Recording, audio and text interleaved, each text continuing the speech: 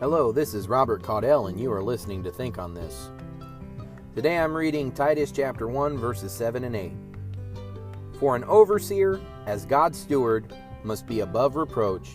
He must not be arrogant or quick-tempered, or a drunkard, or violent, or greedy for gain, but hospitable, a lover of good, self-controlled, upright, holy, and disciplined. Okay, so Paul, we talked about this yesterday, is talking about the marks of a leader, the qualifications of a pastor. And one of the things I tried to say, that even though you may not be called to be a pastor, you may not be called to serve in full-time vocational ministry, it is still a good thing to look at these characteristics and apply principles, make a practice of them in your own life, because these are good things. And Paul is putting some serious emphasis on being above reproach.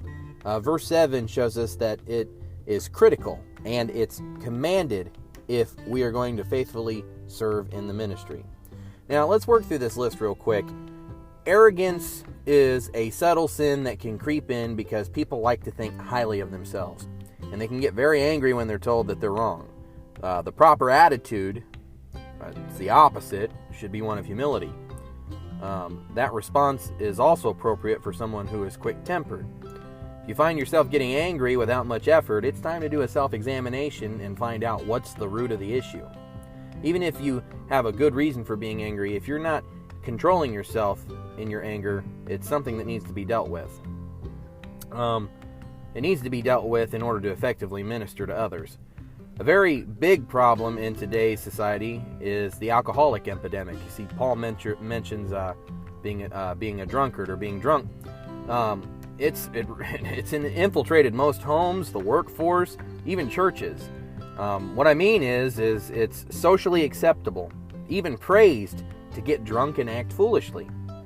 One of the things I hear people say today is they just like a little glass of wine every once in a while. But you know what? The fact of the matter is what ends up happening, most of the people I know who say that, and I'm not going to say all, but most of the people I know who say that, they start their alcoholic habits like that, and then they end up increasing their frequency, that it's no longer once in a while, but every day. And really, a Christian should have nothing to do with a drunken lifestyle. And the best way to avoid that type of lifestyle is to practice abstinence altogether. And I know some people will make the argument, well, they drink wine in the Bible, and I could give you reasons why that's not necessarily the case. Why they're definitely their fermentation processes were significantly different back then than they are now. There's a lot more alcohol in our beverages today than what there were back then. There's references in Acts where people had, in order to get drunk, they would have to drink all day because there was so little alcohol in it. So I don't know if that's necessarily an argument you want to use to try and justify drinking. I would say let's abstain from it altogether so we don't have to deal with the temptation. Another thing that Paul says is we need to be at peace with all people if possible. You see that he's saying that we need to be hospitable.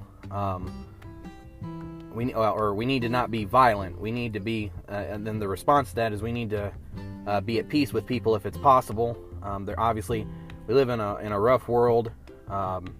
We're reminded of Jesus' words where he tells us we need to turn the other cheek. That's not easy when we are mistreated, especially today when Christians are under so much scrutiny. I mean, one wrong move and you are instantly vilified. But in Paul's day, honestly, it was worse. I mean, compared to how things are in the United States versus how things were in the Roman Empire 2,000 years ago, Paul, he was telling us, he was writing this letter while he was constantly facing adversity and persecution.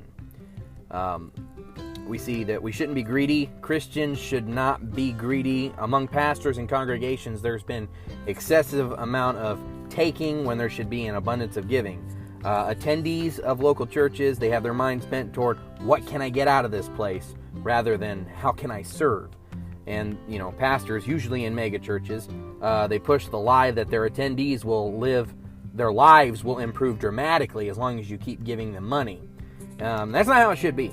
That's health and wealth gospel, and it's unbiblical, and it's false, and that's not how it works. Hospitable. Now, when I think of hospitality, I mean, I'm kind of using my own interpretation of this, my own thought processes when I hear this. But hospitable, I always think of warm and welcoming when I hear this word. Are we opening our hearts to others? Are we giving? Are we lifting up? These are things that we need to have on our minds. How can we help other people? How can we make other people feel welcome? And I mean, you have to have a balance. You need to do what's right. I know some people say, well, we should just accept people as they are, sin and all. And really, if we're striving to be holy and work through the spiritual purification process, sanctification, that's not true. You can't run with the skunks and smell like a rose, as the song goes. Philippians 4:8, that's what comes to my mind when I hear lover of good. Do we pursue what God loves? This is another verse. Obviously, Paul wrote this also. It's not normally what I do when I do my podcast, but I'd like to read this verse. It says, "Finally, brothers, whatever is true, honorable, just, pure, lovely, commendable, if there is any excellence, if there is anything worthy of praise, think about these things." Do we love these things? Is our mind bent on them so much that we do love them, that we're pursuing them?